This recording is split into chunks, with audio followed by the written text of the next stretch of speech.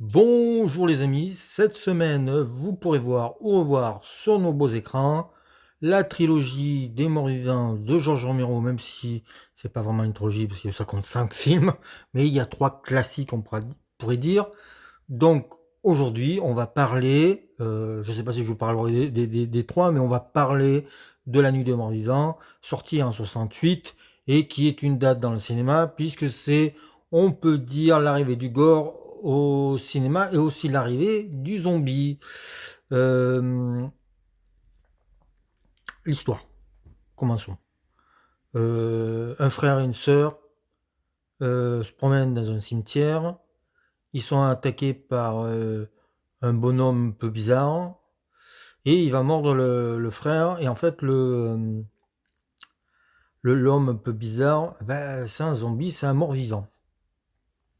La jeune fille est poursuivie, va se réfugier dans une maison. Cette maison est tenue.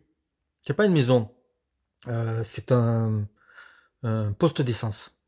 Qui fait aussi maison.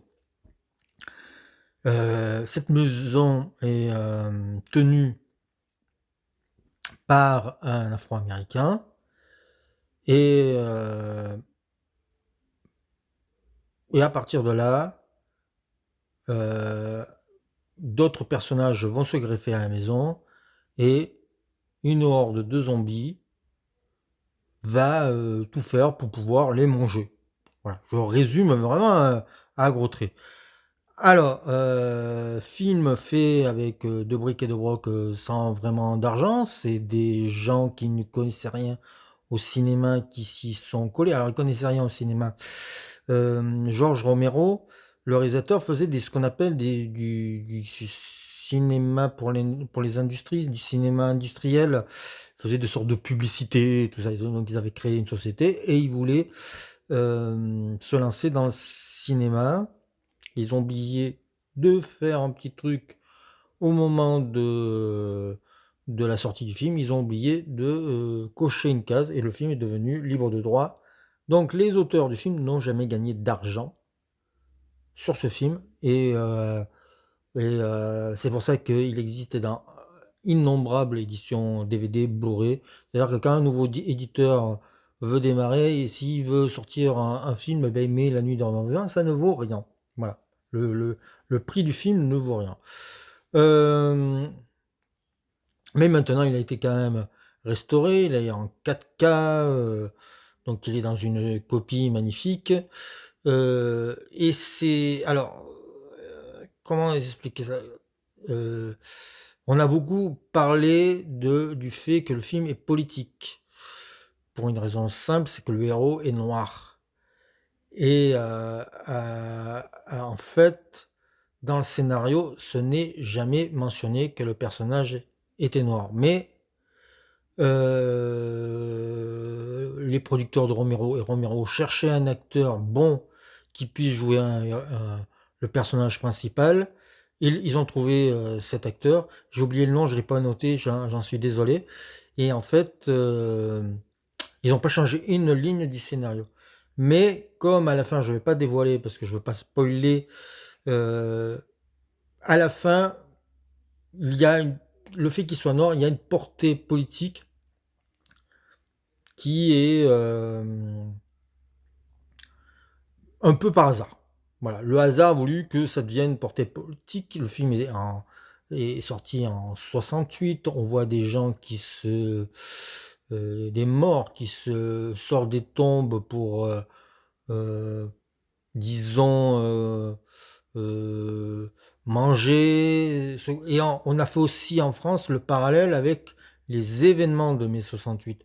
Donc le film a une portée politique et je pense que ça a beaucoup euh,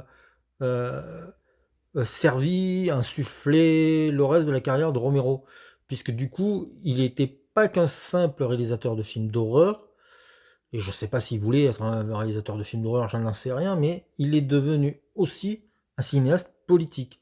Et donc, toutes ses œuvres, la trilogie des zombies est là, qu'on parle de Martin, on parle de incident de parcours, tout ça, il y a toujours quelque chose, un petit caillou dans la chaussure, un poil à gratter sur la société, l'époque d'aujourd'hui.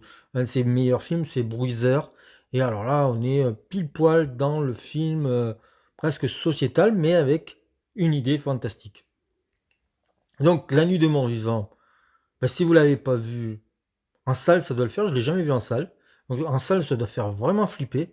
Parce que aussi, c'est ça la force du film, c'est de dire que La Nuit des Morts Vivants va révolutionner le cinéma d'horreur.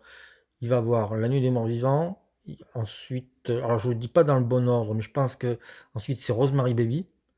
Après, il y a L'Exorciste et après, il y a Massacre à la tronçonneuse. Et ces quatre films-là, quatre coups de massue dans le genre, vont changer un peu la face du cinéma fantastique, du cinéma d'horreur. On était dans le gothique, on était dans quelque chose d'emphatique. Et là, on va devenir, ça va, grâce à la mise en scène presque documentaire de Romero, on va arriver à quelque chose d'extrêmement réaliste alors que le sujet ne l'est pas. Et le fait qu'il n'y ait pas vraiment d'explication sur la sortie des zombies, alors même que si à la radio on entend certaines choses, mais c'est un peu contre le gré de Romero, il ne voulait absolument pas qu'on sache pourquoi les zombies sortent de terre. Euh, Ça a donné aussi du sens au film. En tout cas, c'est un classique et c'est à voir et à revoir.